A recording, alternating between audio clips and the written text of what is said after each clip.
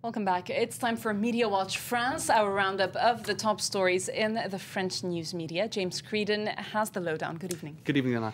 And we start with Nicolas Sarkozy's very, very bad week. French paper Le Monde has called it a black week.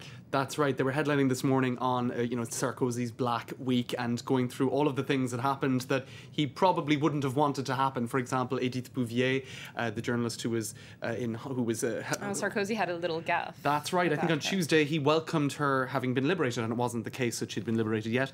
The Constitutional Council struck down his law on the Armenian genocide, on criminalising it. And here you have the scenes when Sarkozy was arriving in the city of Bayonne in the southwest. Two very, very vociferous boos, a very angry crowd of people who had clearly, and here he is reacting in a cafe as well to that. So it was a very, very bad week for Nicolas Sarkozy.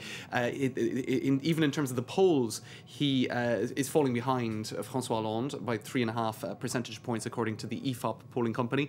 So let's have a look online. You had the front page of several papers around the world. This is a Brazilian paper here, Folha de Sao Paulo, leading on it yesterday. Many of them with this photo where Sarkozy is kind of under a half-open umbrella with a very angry looks a bit like a deer caught in headlights there. Absolutely.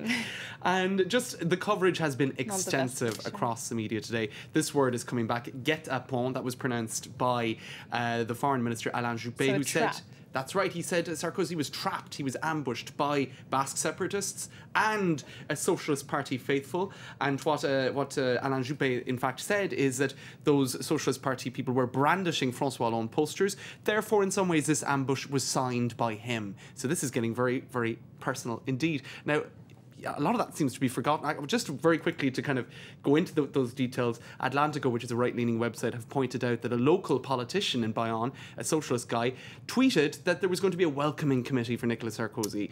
So that points to sort of maybe it was a setup. Exactly. Now, he has reacted on his Twitter feed saying, look, I in absolutely no way organised anything or had any communications with a terrorist movement. So he's kind of saying, look, hey, stop scapegoating me. Now, what's interesting is that Sarkozy left Bayonne to go to the countryside immediately afterwards. Here you see him meeting farmers in a town that I actually can't pronounce. Lots of X's in the Basque kind of region, which get kind of difficult. I can't help you. Right. Itchasu? That might be it. But anyway, you can see this very nice picture with a farmer here. But actually, the real sequence was really not so friendly. Let's take a look at actually what happened. L'agriculture, on n'est pas aux 35 heures. Hein? Moi non plus. Nous non plus. Voilà, nous on n'a rien. On vivote. Franchement, et moi je suis pas propriétaire de 40 hectares. Hein? Ok. Vous avez autre chose en banque peut-être? Ok. Chacun son truc. The video shows a more tense exchange. Absolutely, yes. And perhaps that was after the tension that had immediately preceded it in Bayonne. Maybe he just wasn't up for a relaxed conversation at that particular moment in the day. Anyway, so a bad week for Nicolas Sarkozy, certainly. Moving on to another story for a Belgian crane operator. Apparently, it's also been a bad week. Tell us more. What happened? a bit more obscure. He was less well known until he became an internet hit.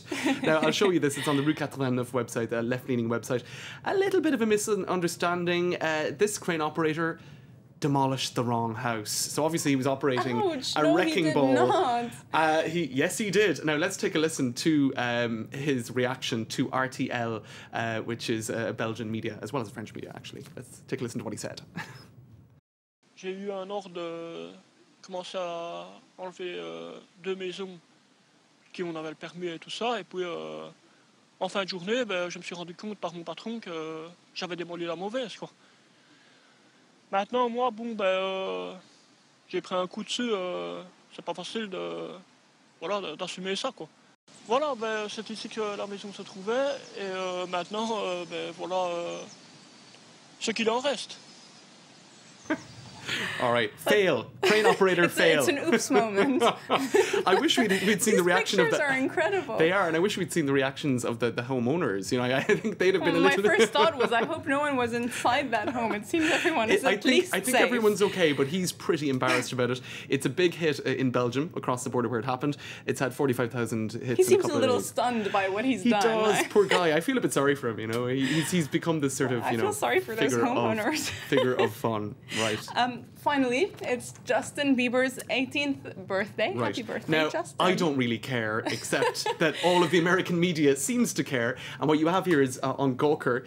This was the top story on the Gawker website He's all the most day. famous babyface in all of America, surely. Absolutely, and he has some 18 million Twitter followers. And if you go on Twitter, it's kind of scary. Look at this, right? Crying because Justin Bieber is 18, which means that it would be illegal for you to date because it would make him a paedophile. Now I'm crying with my Bieber posters. I'm so depressed that Justin Bieber isn't a minor anymore. I'm currently crying. Basically, there's like 25 different tweets here of people crying, devastated about Justin Bieber He's turning 18. moving out of the teenage idol zone. All right. It's disturbing. James Creedon, thanks very much for Thanks, that. Ellen. That was Media Watch France on France 24.